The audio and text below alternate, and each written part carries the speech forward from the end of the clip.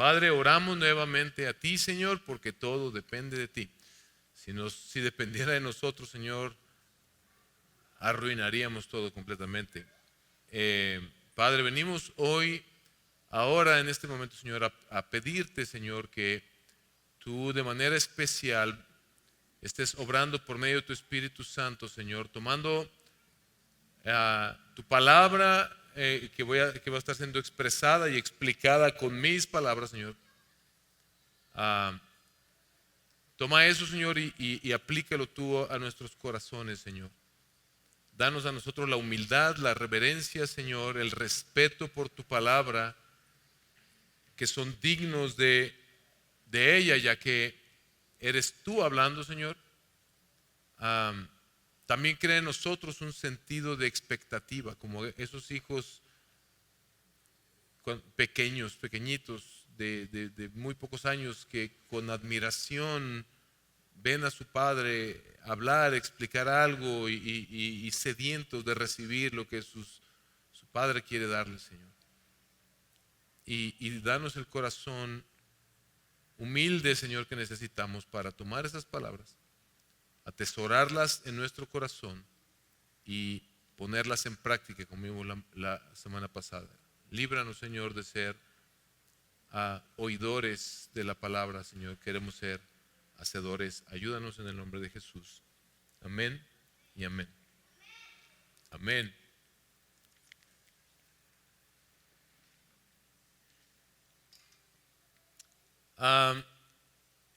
Quiero pedirles que hagan un ejercicio de imaginación en el que imagines que tú recibes una invitación para una gran celebración. Cuando llegas a la entrada, alguien te coloca una pulsera en la muñeca que te da acceso a esa gran celebración. Tú no pagaste nada, tú no mostraste ningún mérito para ser invitado a esta gran celebración, simplemente te la dieron y te dijeron: con esta pulsera eres libre de entrar, de sentarte, de comer y de disfrutar todo lo que hay aquí. Como los que se fueron hace un par de semanas a la playa de aquí de la iglesia y les dieron su pulsera, y puedes disfrutar de todo lo que hay aquí. Pero de pronto, ya una vez adentro, notas algo extraño, que no, en realidad no te dan acceso a todo. Ves que algunas personas reciben unas pulseras doradas y de inmediato a esas personas con las pulseras doradas las llevan a mejores mesas. Tú te quedas allí atrás junto con otros que tienen estas pulseras sencillas como la tuya, y aunque fuiste invitado junto con todos ellos, te están diciendo: tú siéntate allá atrás o quédate de pie si quieres, pero no puedes accesar a esta zona VIP. Nadie te quita tu pulsera, tú sigues estando allá adentro. Nadie te niega la entrada, nadie te corre del lugar, pero claramente no todos están siendo tratados igualmente con la misma libertad. La pregunta que surge es inevitable: ¿de qué sirve de que todos hayan sido invitados si siguen siendo algunos tratados como ciudadanos de segunda categoría? Bueno, eso es parte de lo que aborda este pasaje de Santiago capítulo 2 versículos 1 al 13. Esto es lo que estaba ocurriendo en la iglesia en aquel momento. Todos decían tener la pulsera de la fe en lo que él llama el glorioso Señor Jesucristo, pero dentro de la congregación el trato de unos con otros estaba revelando que no todos estaban siendo considerados igualmente libres. Nadie estaba cancelando la invitación de otros, pero se estaba negando la libertad que esa invitación del Evangelio pretendía otorgar. Mis hermanos, vivimos en una cultura que mide el valor de las personas por lo que tienen materialmente, por lo que producen o por lo que aparentan. Al punto de que basta con salir y ver allá afuera cuánta gente está luchando incansablemente por aparentar tener algo, y esto porque esos son los valores que el mundo ha infiltrado. Y el problema es que eso no solo se ha infiltrado en la sociedad, sino que sin darnos cuenta, esos mismos criterios pueden estarse infiltrando en la iglesia. Santiago le está escribiendo, como vimos al principio de la serie, a estas comunidades cristianas pobres que están siendo perseguidas, y en esa persecución algunos de estos hermanos tal vez estaban sintiendo tentados a buscar su seguridad en el dinero o en el poder. Y en ese contexto él les recuerda una verdad que va a ser fundamental en el desarrollo de este sermón. Dios le dio a su pueblo su ley después de haberlos liberado. Dios le dio a su pueblo su ley después de haberlos liberado. Y vas a ver que esto suena como a Éxodo, sí, pero dices, ¿cuál es la relación? El texto habla mucho de esto. Porque lo que vemos es que la obediencia del pueblo de Dios, como vimos la semana pasada, a su palabra, no es requerida para ganar la libertad que Cristo da, sino que la libertad que Cristo nos ha dado nos hace libres para ser obedientes a la palabra de Dios. Por eso cuando la iglesia, mis hermanos, practica lo que vamos a ver en el pasaje que es llamado favoritismos, cuando la iglesia practica el favoritismo, no solamente es una falla ética de la iglesia, sino que lo que esa iglesia está haciendo es vivir como si la liberación que Cristo nos trajo, la libertad que Cristo ganó para nosotros en la cruz, nunca hubiera ocurrido. Y voy a explicar por qué. Este sermón estará dividido en 3 grandes puntos. En primer lugar, vamos a ver en los versículos 1 al 4 que la fe en nuestro glorioso Señor Jesucristo excluye el favoritismo. En segundo lugar, veremos que el reino de Dios invierte en nuestros juicios humanos, versículos 5 al 9. Y en los últimos 4 versículos 10 al 3 veremos que la ley de la libertad, es decir, la ley de Dios, exige una obediencia íntegra y misericordiosa de nuestra parte. De lo que yo quiero convencerlos el día de hoy, mis hermanos, es que la misericordia que nos hizo libres se demuestra tratando a los demás sin favoritismos. Así que le pido de favor que se ponga de pie y vamos a leer el pasaje, Santiago capítulo 2, versículos 1 al 13. Miren lo que dice: hermanos míos. ¿Te das cuenta que todas las veces en cada sección Santiago comienza con esto? Amados hermanos, amados hermanos míos. Él tiene este deseo de transmitir esta sabiduría que nos ayude verdaderamente a vivir como hijos de Dios, en este amor por la iglesia. Hermanos míos, no tengan su fe en nuestro glorioso Señor Jesucristo con una actitud de favoritismo. Porque si en su congregación entra un hombre con anillo de oro y vestido de ropa lujosa, y también entra un pobre con ropa sucia, y dan atención especial al que lleva la ropa lujosa, y dicen, siéntese aquí en un buen lugar, y al pobre dicen, tú estate allí de pie o siéntate junto a mi estrado, ¿acaso no han hecho distinciones entre ustedes mismos? Escucha esto. ¿Y han venido a ser jueces con malos pensamientos? Hermanos míos amados, escuchen. ¿No escogió Dios a los pobres de este mundo para ser ricos en fe y herederos del reino que Él prometió a los que le aman? Pero ustedes han despreciado al pobre. ¿No son los ricos los que los oprimen y personalmente los arrastran a los tribunales? ¿No blasfeman ellos el buen nombre por el cual ustedes han sido llamados? Si en verdad ustedes cumplen la ley real conforme a la Escritura, amarás a tu prójimo como a ti mismo, bien hacen.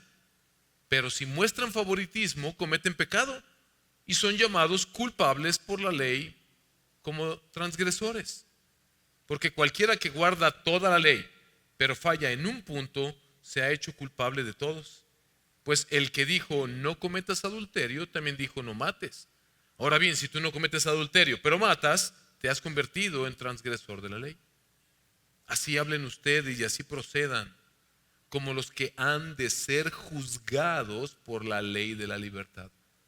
Porque el juicio será sin misericordia para el que no ha mostrado misericordia. La misericordia triunfa sobre el juicio. Puede tomar su lugar.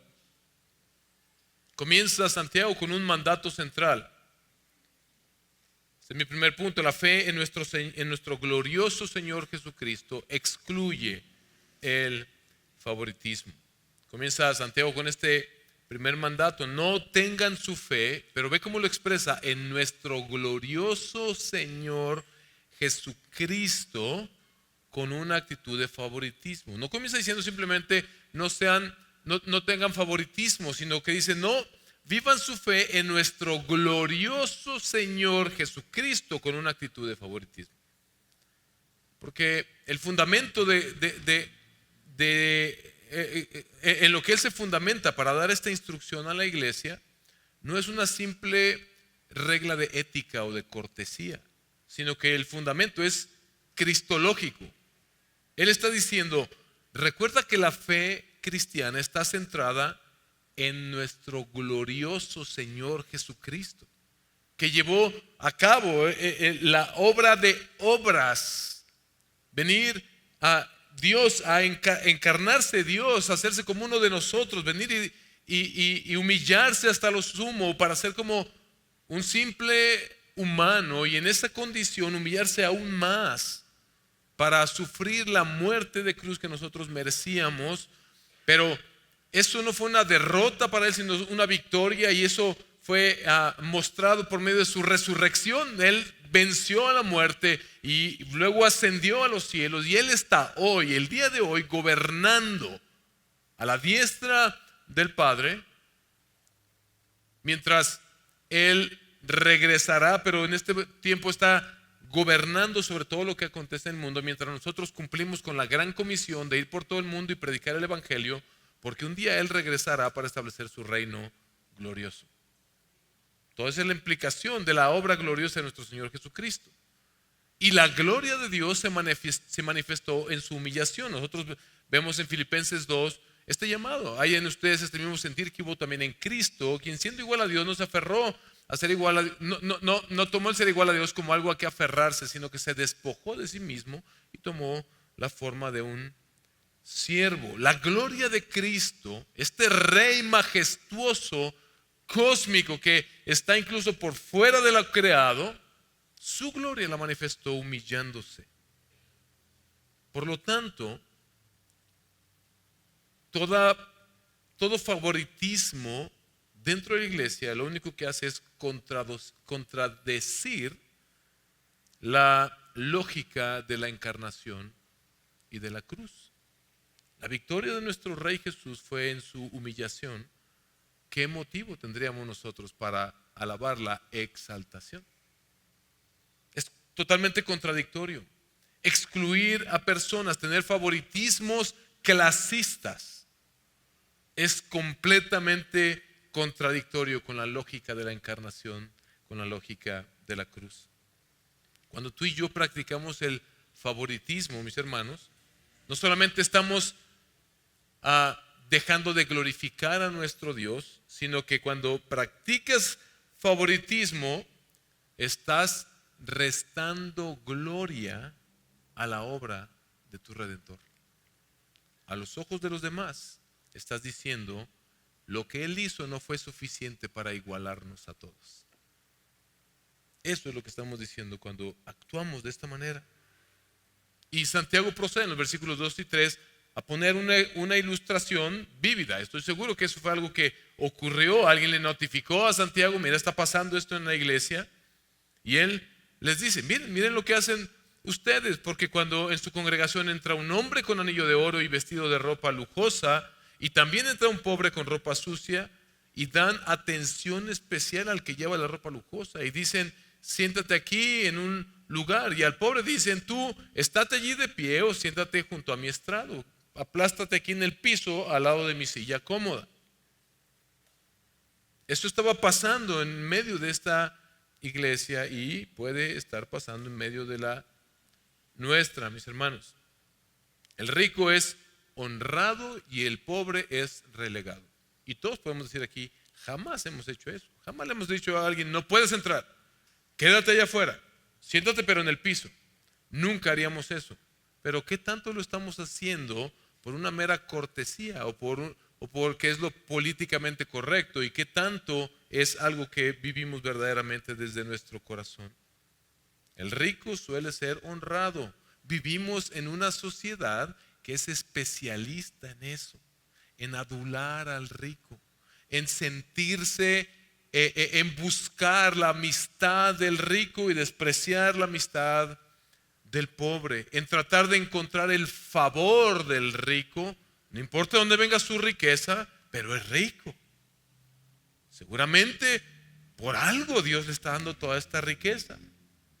Cuidado, porque este favoritismo no solamente se va a dar, vivimos ya en tiempos también en donde hay muchas cosas que son mal vistas y que las vamos a dejar de hacer, otra vez por ser políticamente correctos, pero lo que hay que examinar es el corazón. Fíjate, en aquella cultura de aquel tiempo, en Roma, esto era así por ley, las leyes romanas explícitamente, por escrito, en la ley de ellos, favorecían a los ricos. Por eso los estoicos, que vienen desde la filosofía, desde el tiempo del imperio griego, previo al imperio romano, y esta influencia de los estoicos, son muy bien vistos. O sea, muchos confunden cristianismo con estoicismo. Claro que la Biblia nos llama a permanecer y tener esta actitud de aceptar la voluntad de Dios y de luchar y de ser diligentes y de confiar en la voluntad de Dios. Eso es excelente, pero donde falla el estoicismo es donde se tiende a exaltar al que ha logrado algo, y más si es algo material y más si es algo económico. Los romanos tenían esta tendencia, así que la iglesia estaba sintiéndose tentada a ver a su prójimo de la misma manera. Pero Dios conoce el corazón humano. Más de 1400 años antes de este momento, Dios ya le había advertido a su pueblo cómo debían conducirse. Dios advirtió a su pueblo. El Antiguo Testamento prohibía tajantemente la parcialidad en base a la posición económica de una persona u otra. Era parte de la ley para los judíos. Mira lo que dice Levítico 19, versículo 15. Levítico 19, 15. No harás injusticia en el juicio. No favorecerás al pobre, ni complacerás al rico, sino que con justicia juzgarás a tu prójimo. Jesús nos advirtió, hermanos, en Mateo 19, 23. Jesús dijo entonces a sus discípulos: en verdad les digo que es difícil que un rico entre en el reino de los cielos. Ustedes recuerdan el contexto. El joven rico que le pregunta: ¿qué debo hacer para entrar al reino de los cielos? Y Jesús le dijo: cumple con toda la ley. Y él le dijo: la he cumplido desde pequeño, pues por eso soy rico. ¿Por qué crees tú que soy rico? Y Jesús le dijo: bueno, ahora vende todo lo que tienes, dalo a los pobres y sígueme. Esa era la parte importante. Y dice que este joven se fue entristecido. Y Jesús se voltea a la multitud y le dice: qué difícil será para los ricos entrar al reino de los cielos. ¿Por qué? Porque el rico confía en su riqueza. Y porque vivimos en sociedades donde solemos pensar y atribuir la riqueza material de una persona a la bendición de Dios directamente. Los que son ricos, y ojo, hoy tenemos nuestro concepto de rico. Multimillonario es un rico. Pero piensa un poquito en la historia. Esto lo he repetido muchas veces. Estoy casi seguro que el 100% de los que estamos aquí, excepto tal vez uno que otro niño, y hasta eso ya ahora le dan celulares a los niños, todos tienen un celular. O sea, Salomón, que fue de los reyes más ricos del pueblo de Israel, nunca se hubiera imaginado ni siquiera escribir con un lapicero Bic una carta y mandarla, mucho menos mandar un mensaje instantáneo, una fotografía.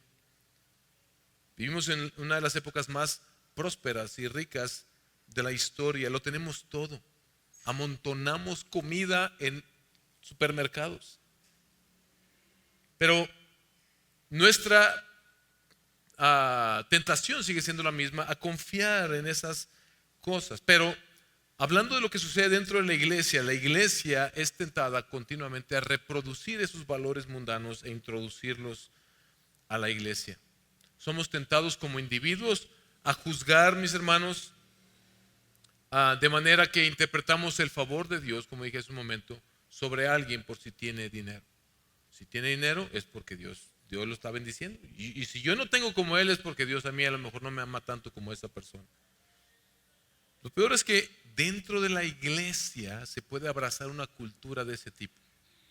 El falso evangelio de la prosperidad ha proliferado tanto y es una mentira tras otra. En esos contextos se suele exaltar la prosperidad material, se suele exaltar al que tiene más dinero. Yo siempre he dicho, si en tu iglesia te predican la prosperidad y el único que prospera es tu pastor, sal corriendo de ahí, eso es una mentira. Pero también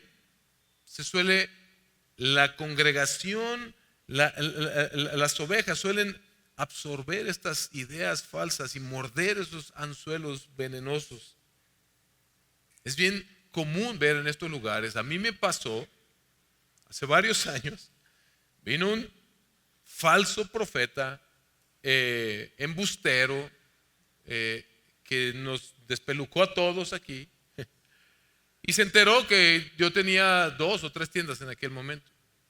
Qué curioso que buscó al que tenía 3 tiendas para decirle: pasa al frente y Dios me está diciendo que vendrán unos incendios a Moroleón, pero tus tiendas no se van a quemar y Dios te va a dar otras 20 tiendas busca en YouTube cuánto se repite esto una y otra vez en estos lugares. Buscan al que es rico para lavarle el coco, para que done el terreno, para que done esto, para que dé aquello. Pero eso no es lo peor. Lo peor es que los que se consideran pobres están ahí diciendo: ¡ay, sí, mira cómo el Señor ha bendecido a ese hombre! No saben si es un grandísimo pecador, no saben si ha obtenido ese dinero de mala manera, pero porque tiene dinero hay que exaltarlo. Y muchos que se consideran a sí mismos pobres empiezan a abrazar esa mentira y empiezan a decir: yo debo ser bueno, yo también voy a hacer un pacto como el de él y voy a dar esta cantidad de dinero para ganar el favor de Dios. ¿Y para qué quiere el favor de Dios? Para que me dé más dinero. El favoritismo no es una cuestión nada más de los que tienen, es una mentira satánica en la cual podemos caer, y el problema es que Dios le pone nombre y apellido a este tipo de problema y lo llama pecado. Ese es el veredicto de Dios en el versículo 4. ¿Acaso no han hecho distinción entre ustedes mismos y han venido a ser jueces con malos pensamientos? Esos juicios que emitimos de esa manera son pecaminosos, mis hermanos. Si tú menosprecias a alguien porque tiene menos, pero si tú te sientes menos porque alguien tiene más, estás siendo un juez que está juzgando con pensamientos malos, pensamientos perversos. Has caído en la mentira del diablo. Ese es el problema, que cuando hacemos esas distinciones estamos actuando como malos jueces. Así que, mis hermanos, el favoritismo no es un problema de cortesía, sino de fe en el Señor Jesucristo.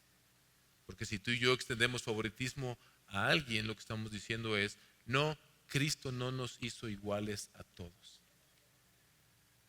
En segundo lugar, vemos en los versículos 5 al 9 cómo el reino de Dios invierte en nuestros juicios humanos, nuestra manera de ver las cosas. Y me encanta que Santiago comienza con amados hermanos míos, escuchen.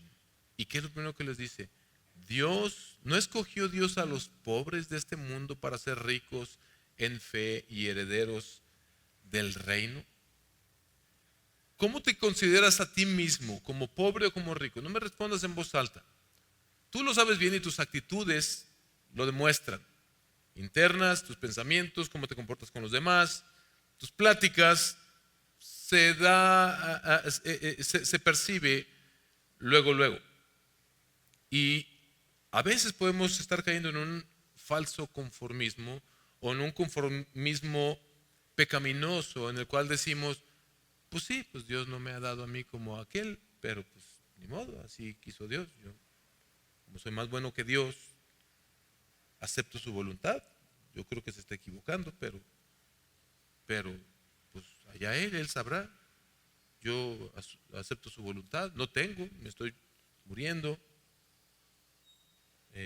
me está yendo terriblemente mal, pero Dios sabe, pero tú tienes más que yo, pero Dios sabe. Esto es un conformismo pecaminoso. ¿A qué se refiere Santiago cuando habla de que el pobre es una persona rica en fe? Mira, puede ser que los que tienen dinero, esta es la tentación en la que pueden caer. En la autosuficiencia que te provee el dinero, te olvidas de Dios. Es bien fácil. Por eso Jesús dijo, necesitan, qué difícil va a ser para un rico entrar en el reino de los cielos. Cuando Dios te prospere más, mi hermano, mi hermana, tú te debes cuidar más que el pobre, porque tu tentación va a ser a decir, seguramente he hecho las cosas muy bien, por eso tengo esto. Y seguramente Dios quiere que su propósito para mi vida sea tener más y más y más y más, y que yo goce más y más y más. Cuidado con eso. En ese momento te vas a ver tentado a olvidarte de Dios.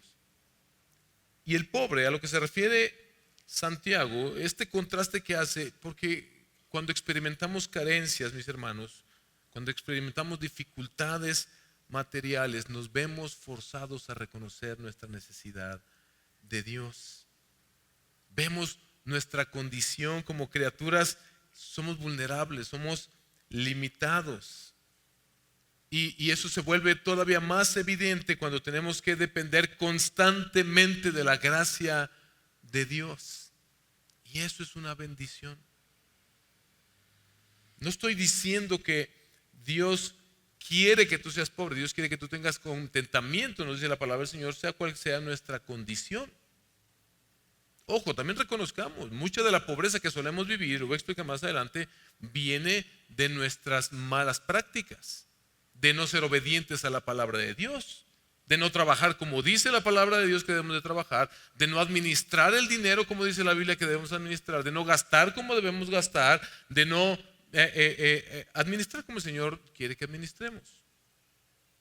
Pero cualquiera que sea la circunstancia, Dios usa incluso esas carencias que vienen a nuestras vidas para que nosotros dependamos más de Él, y eso es una riqueza mayor. El peligro del rico es olvidarse de Dios, pero la ventaja del pobre o del que está pasando por necesidades es que tiende a aferrarse y a depender más de Dios. Pero la palabra de Dios es clara, a final de cuentas no se recibe el reino de Dios, mis hermanos, por un poder o mérito humano, se recibe por gracia. Eso es lo que nos hace iguales a todos. Es incoherente, dice este pasaje, mostrar favoritismo. En el versículo 6 al versículo 7, ya lo leímos, hace este llamado donde él dice, pero ustedes han despreciado al pobre. ¿No son los ricos los que los oprimen y personalmente los arrastran a los tribunales? ¿No blasfeman ellos el buen nombre por el cual ustedes han sido llamados? Otra cosa que debemos entender de este contexto cultural del Imperio Romano en aquel tiempo, no solamente el rico era más privilegiado, mira de qué forma, dice un comentario al contexto cultural, las personas de clases inferiores, quienes se pensaba que actuaban por puro interés económico, o sea los pobres, no podían presentar acusaciones en contra de individuos de clases superiores. Y las leyes prescribían castigos más severos para las personas de las clases bajas convictas de ofensas que para los ofensores de clases altas. Es decir, que una misma transgresión podían cometer ante la ley un rico y un pobre, pero al pobre le iba mucho peor y el rico tenía mucho mayor consideración. Cualquier parecido con la realidad que vivimos en nuestros días no es mera coincidencia. Muchos creyentes en aquel tiempo, entonces, ¿a qué se refiere Pablo con que los oprimen? Muchos creyentes en aquel tiempo entonces habían quedado empobrecidos y tenían que acudir a los ricos para que les prestaran o para que les fiaran en abonos chiquitos. Y esto los llevaba a volverse esclavos voluntarios de ellos. Y vamos a suponer que en aquel tiempo un oligarca de aquel tiempo, alguien empoderado, tenía su Electra del Oriente, ¿no? Y entonces el pobre no tenía otra opción más que venir y supuestamente no tenía otra opción más que venir y sacar fiado. ¿Y qué produce eso? Un empobrecimiento mayor, una esclavización. Te vuelves propiedad de esa persona. Y cuando esa persona ya no podía pagar, ¿qué hacían estos hombres? Los llevaban a los tribunales y los dejaban todavía peor, pero todavía trabajando o encarcelados, haciendo trabajos forzados para pagarles lo que les debían, cuando ellos mismos los habían empobrecido. Cualquier parecido con el sistema económico en el que vivimos hoy no es mera coincidencia, es la manera en que Satanás trabaja y establece estos sistemas de pensamiento en el mundo. Mis hermanos, de tal forma que entonces cuando nosotros preferimos a los ricos, estamos traicionando al pueblo de Dios. Estamos yendo en contra de lo que Dios ama y estamos yendo a favor de lo que Dios aborrece. Dios nunca ha tolerado el abuso. Dios nunca ha permitido la opresión. Hay reglas que Dios le dio a su pueblo, incluso para cuando se prestaran entre ellos y se debían cumplir. Y lean luego en Levítico cómo ellos podían, Dios les dio estos reglamentos para que nadie abusara de nadie. En los versículos 8 al 9, ve lo que dice: si en verdad ustedes cumplen la ley real conforme a las escrituras, yo te voy a explicar a qué se refiere la ley real, amarás a tu prójimo como a ti mismo, bien hacen, pero si muestran favoritismo, cometen pecado y son hallados culpables de la ley como transgresores. Me encanta que habla de la ley de Dios como la ley real, pero lo hace después de Cristo, es decir, en el Nuevo Testamento. Lo que Santiago está diciendo aquí es que la ley real es la ley de Cristo, que no anula la ley de Dios, sino que de hecho Él vino a cumplirla por nosotros y ahora es una ley que es aplicada a nosotros como si lo hubiéramos cumplido realmente. Pero no solo eso, lo que Santiago está diciendo aquí es que la gracia de Dios en Cristo Jesús no le baja el volumen a las demandas éticas de la ley de Dios. De hecho, las aumenta, porque al pueblo de Dios se le dio una ley. Si prestas al pobre, le puedes cobrar solamente este interés limitado y después de ciertos años le tienes que perdonar la deuda. Ahora se nos ha dicho en Cristo Jesús, tú debes entregarte por tu prójimo. Tú debes, así como Cristo se dio por ti, darte por los demás. Tú ni siquiera tienes derecho a ver al que tiene menos que tú, porque Dios, quien es Cristo Jesús, el Rey de Reyes y Señor de Señores, te vio a ti como igual y se humilló más que tú para salvarte. El Evangelio no reduce las demandas éticas, las eleva, les sube el volumen, mis hermanos. Nosotros somos más pecadores que el pueblo de Israel si pecamos de favoritismo. Ellos tenían un reglamento y si lo cumplían lo hacían, pero nosotros hemos recibido la gracia de Dios en Cristo. Es pecado. Amar al prójimo como a uno mismo se anula si tú dices: yo amo a mi prójimo como a mí mismo, pero tengo favoritismos, desprecio a otros, soy clasista, considero que hay ciertas personas que tienen ciertos derechos como yo y otros no. Esto no es una debilidad social, mis hermanos, esto es pecado. Lo dice Santiago, lo dice el Señor.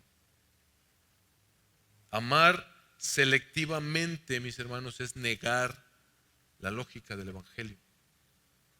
Es negar otra vez que Cristo fue suficiente para hacernos a todos iguales a los ojos de Dios.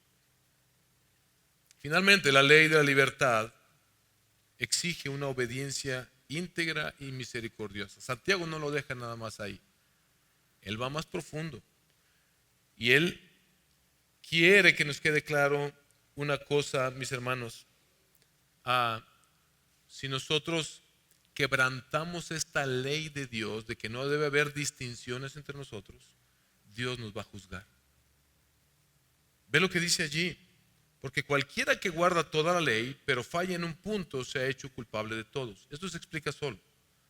Pues el que dijo: no cometas adulterio, también dijo: no mates. O sea, Dios dijo: no cometas adulterio, y en la misma ley dijo: no mates. Y lo que está implicando aquí es: y en la misma ley dijo: no tengas favoritismos.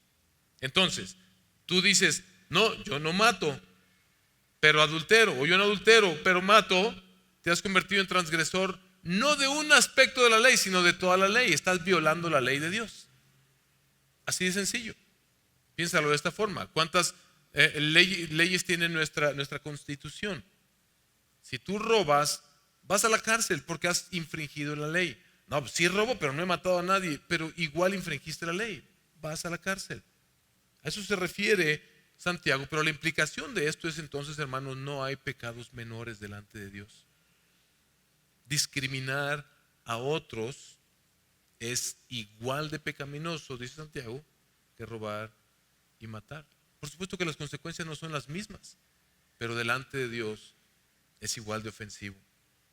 Y el criterio que aplica para eso es el juicio final que Jesús, el Rey de Reyes y Señor de Señores, vendrá a ejecutar el día que Él regrese a juzgar a los vivos y a los muertos.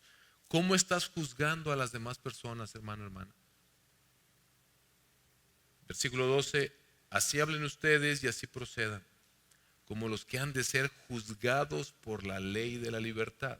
Otra vez, habla de la ley real y la ley de la libertad. En Cristo Jesús no vino para abrogar la ley, para decir ya olvídense de la ley. No, para cumplirla en nuestro lugar y para recordarnos que ahora nosotros tenemos la libertad. Pablo habla en la carta a los Romanos, a partir del capítulo 5, tú puedes ver cómo habla de aquel que está esclavizado al pecado, está esclavizado a la ley, porque la ley le muestra que es pecador y la ley le dice, y si eres pecador mereces este castigo, por tanto eres esclavo de la ley. Jesús vino a cumplir la ley por nosotros. Nosotros fuimos los transgresores de la ley. Él la cumplió perfectamente y dice la palabra de Dios que la cumplió en nuestro lugar. Cuando tú vienes a la fe en Jesús, su justicia te es atribuida a ti. Y ahora Él te hace libre como si hubieras cumplido toda la ley. Porque muchos ven cristianismo como esclavitud. Cumplir la ley de Dios es estar sometido a una ley esclavizante. Todo lo contrario, lo que está diciendo aquí Santiago es cumplir la ley de Dios es la verdadera libertad. Porque nadie puede experimentar tal libertad que aquel que puede decir, estoy bien con mi Dios por medio de Jesucristo. Estoy en una correcta relación con Dios por medio de mi Señor Jesucristo. Pero aún a estos creyentes ya salvos, Santiago les dice, así hablen ustedes y así procedan como los que han de ser juzgados por la ley de la libertad. Escucha esto, porque el juicio será sin misericordia para el que no ha mostrado misericordia. Es una muy buena advertencia. Si de todo este sermón no has puesto mucha atención, no estás distraído, no sé, pero si te puedes ir con esto está bien. Si tú no tienes misericordia para con los demás, Dios te va a juzgar sin misericordia a ti. Y no porque el amor y la gracia de Dios sean condicionales. Es muy probable que si tú no puedes tener misericordia de otros, no has entendido nada del Evangelio. Tal vez piensas que eres creyente, pero si no puedes extender misericordia a los demás, tal vez has vivido engañado toda tu vida. Ese es el punto.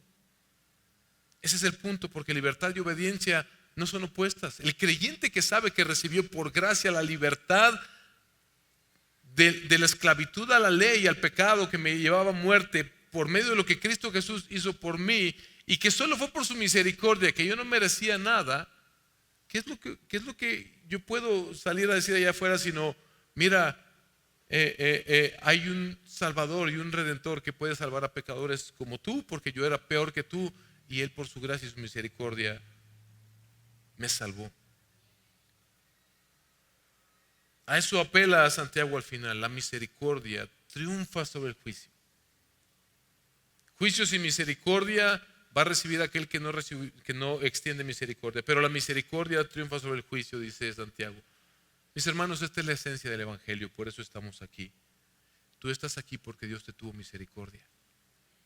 No importa si tenías mucho o poco, Dios te extendió misericordia por igual a todos los que hemos puesto nuestra fe en Jesús. Esa es la esencia del Evangelio.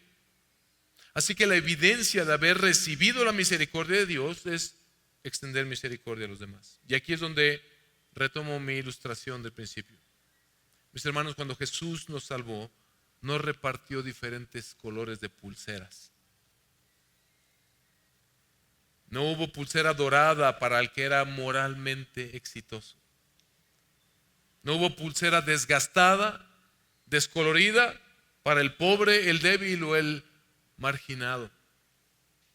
En la cruz, mis hermanos, todos llegamos con las manos vacías. ¿Con qué pudiéramos haber comprado la salvación tan grande que Dios compró para nosotros con la sangre preciosa del Cordero? Todos llegamos con las manos vacías. Y allí en la cruz Jesús no nos dio estatus. Él nos dio misericordia, era lo que necesitábamos. Y esa misericordia no solamente nos dejó entrar a la fiesta, nos hizo libres a todos para disfrutar de todo lo que Él tiene para los suyos. Por eso cuando dentro de la iglesia, mis hermanos, tratamos a unos como si fueran invitados VIP y tratamos a otros como un estorbo que hay que tolerar, no estamos simplemente siendo descorteses, estamos actuando como si la misericordia de Cristo no hubiera sido suficiente para igualarnos otra vez. Esa misericordia que nos hizo libres, mis hermanos, la demostramos tratando a los demás sin favoritismos. Sin favoritismos. Póngase de pie, por favor. Si no tratamos a todos como igualmente libres, hechos libres por Jesucristo, como a nosotros Él nos hizo libres, tal vez no hemos entendido la clase de misericordia que nos salvó. Pídele hoy al Señor, si tú aún no estás en Cristo, pídele hoy al Señor que te permita entender cuán grande misericordia Él tuvo de enviar a Jesucristo para que todo aquel que ponga su fe en Él no se pierda, sino que tenga vida eterna, y que te permita tener este corazón como el de Jesús y este entendimiento a la luz de lo que Cristo hizo para nosotros. Somos todos verdaderamente iguales. Por eso no hay sistema económico que funcione en este mundo, porque todos hacen distinción, pero solo el gobierno de Cristo. Él es el que paga con su sangre, son solo los méritos de Él los que recibimos, y solo por su gracia somos todos hechos hijos de Dios. Quien ha recibido ya esa misericordia liberadora de Cristo va a querer vivir sin favoritismos y mostrando misericordia a los demás. Concluyo con esto, mis hermanos. Jesús, el Rey y Juez, que regresará un día a juzgar a los vivos y a los muertos, Él se hizo pobre para hacernos herederos de su reino. Él no mostró favoritismo cuando nos llamó, cuando nos adoptó como sus hijos. Yo no merecía ser salvado, solo fue su gracia la que me atrajo hacia Él. Así que vivir con favoritismos es negar lo que ya Cristo hizo en nosotros. Pero vivir con misericordia es vivir como verdaderamente personas libres. Soy libre para amar a todos, sin importar su condición. Santiago, mis hermanos, nos está llamando a hablar y a actuar como personas cuya esclavitud ya terminó. Velo de esta manera. Dios te ha hecho libre, libre para amar a tu prójimo como este es, sabiendo que la misericordia triunfa siempre sobre el juicio. Así que la pregunta final, mis hermanos, ya no es ¿quién merece un mejor asiento? ¿A quién le vamos a dar la pulsera VIP? La verdadera pregunta es, ¿estamos viviendo nosotros como iglesia y como personas que realmente creen que todos hemos recibido la misma pulsera de la gracia de Dios? Si es así, expresémoslo mostrando misericordia a los demás.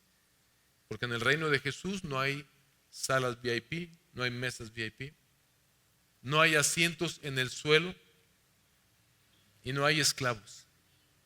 Solamente hay hijos redimidos por Dios. Solo hay personas liberadas por la misma misericordia. Así que la misericordia que nos hizo libres se demuestra tratando a los demás sin favoritismo.